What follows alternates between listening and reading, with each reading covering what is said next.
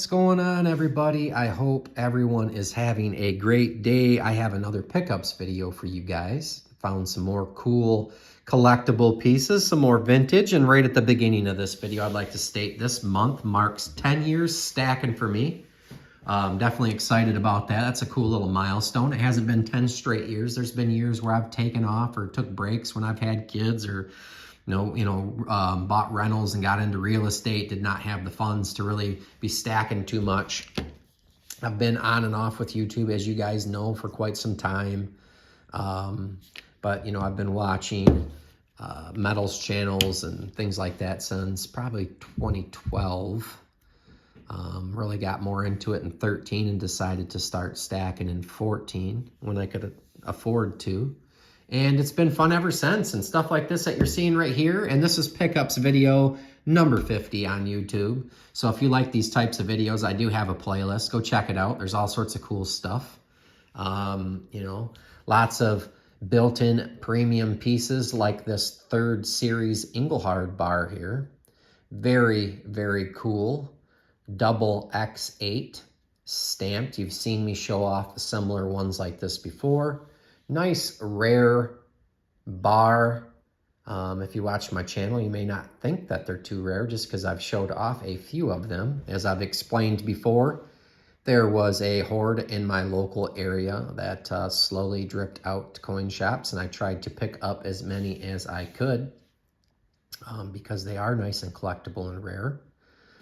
And when you look at vintage and especially more rare or different pieces like this, the secondary market prices can vary. You can see different ones and ones that have double X8s.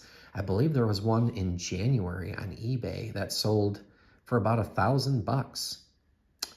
So, they can range, but I've also seen them sell in the $500–600 range. I've seen different collectible pieces sell all over the place on the secondary market, whether people know what they have or they mark a too low of a buy it now price or what have you.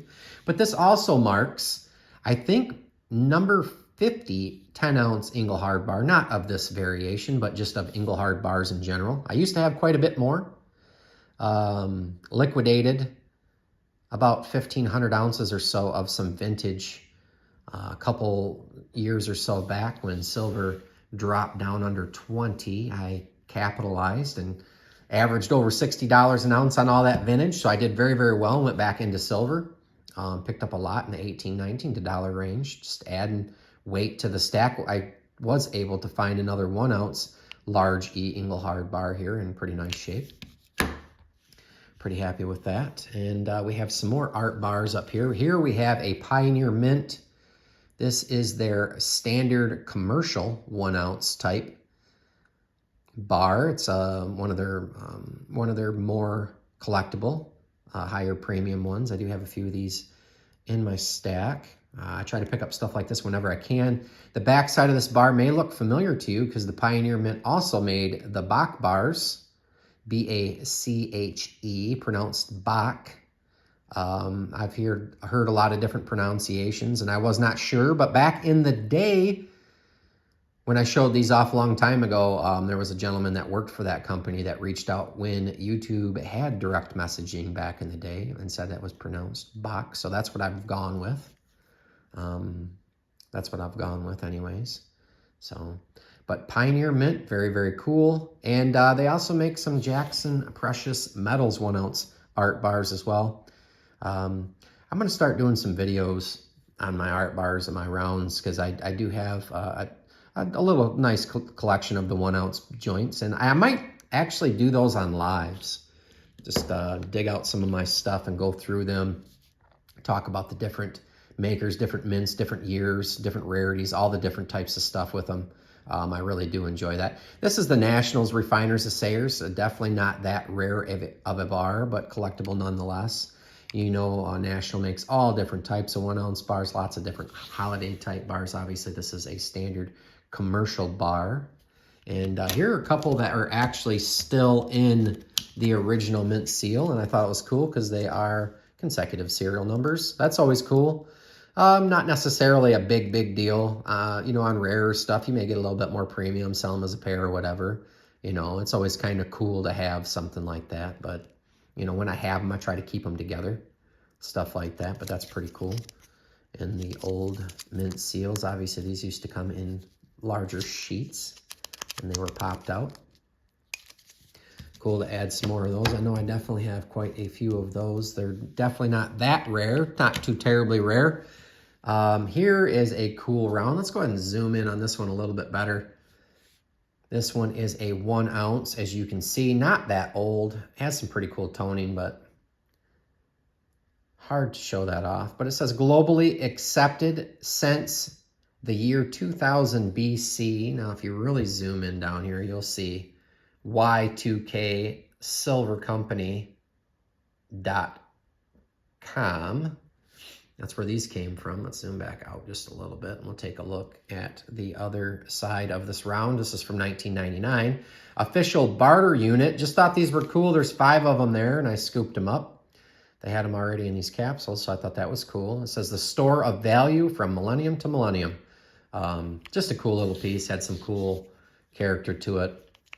5 ounce rounds. I picked those up actually, I think last weekend, right after I made my last pickups video. I got those for 27, and with silver over 27, I'm already doing pretty good.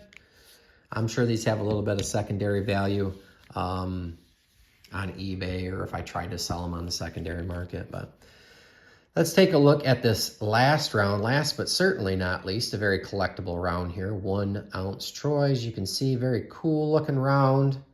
And this one is, well, looks like we're going to flip this one. VI Ingot Co. So USVI, cool piece there, definitely collectible.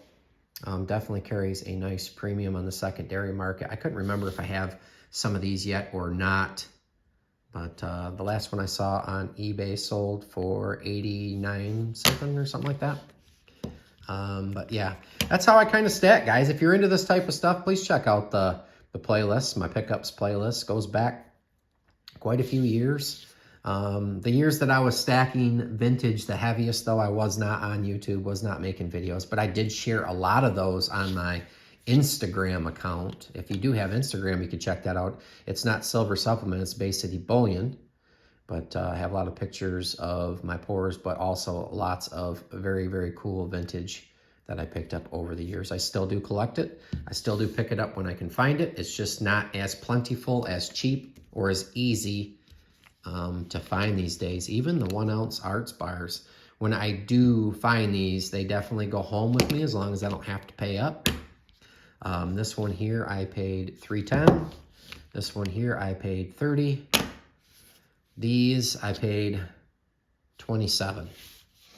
So that's where I'm at this last week. What do you guys think of the markets? I tend to just continue to look for stuff like this and just continue to stack. I don't get too excited about it anymore. It goes up and goes down all the time. Don't get me wrong. I'm not a Debbie Downer. I'm happy to see that it's up.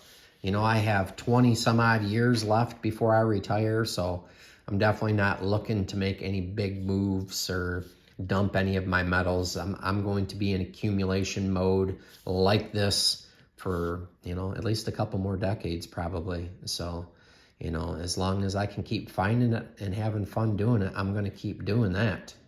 And I hope you guys enjoy these videos. And like I said, pretty soon, I know I've brought it up a couple times, I need to get it figured out to when I can do some lives. Like to get on there and start doing that, chatting with you guys, going through some of this older stuff. You know I appreciate all you guys that follow my channel and that are into this older type of stuff, that have, you know, kind of tried to do the same thing over the years and have done well with it. And I'm happy for all you guys that have done that and that are into this. I know, you know, you pretty much got to do videos about Eagles and 90% or something to get tons and tons of views, but I don't really do it for that. I do it just for the fun. Do it for my friends out there. I do it for you guys that like to do what I do. Go out and buy, you know, a bar like this for $3.10. That's worth a heck of a lot more, you know. And if you are able to hunt like this and stack like this, that's the fun for me. That's the fun for me. You know what I mean? It's a fun collection savings account. That's the way I look at it. Will metals continue to run up? Are we going to see 30? I don't know. It's gone up fast. You know, I don't know, but I will tell you, if it does go over 30 and it stays there, then you'll see me getting a little more excited. You'll definitely see me getting a little more excited at that point, because it has been quite a while before we've been there. But we all know that silver is extremely volatile, that it moves fast, even with a little bit of hype. Definitely not saying this is all hype, but I'm saying there's a lot of things going on right now. Lots of different wars, different financial situations. You know, it's a election year. You know, there's missiles flying. There's all sorts of crazy stuff. Industry, you know, obviously gold is at all-time highs. I'm one of those people, though, that think gold and silver are apples and oranges, two completely different things. And they're definitely not 100% tied to one another, as we can tell, right? We're sitting at half all-time high, and gold is sitting at all-time high. There's reasons for that. I'm not going to go all into that in a pickups video, but you know, those are just my thoughts. Those are just my thoughts, and I'm rambling. I appreciate each and every one of you guys. Another 21 ounces to the stack this week. Some pickups. Was happy to find them. Appreciate you all. See you on the next one.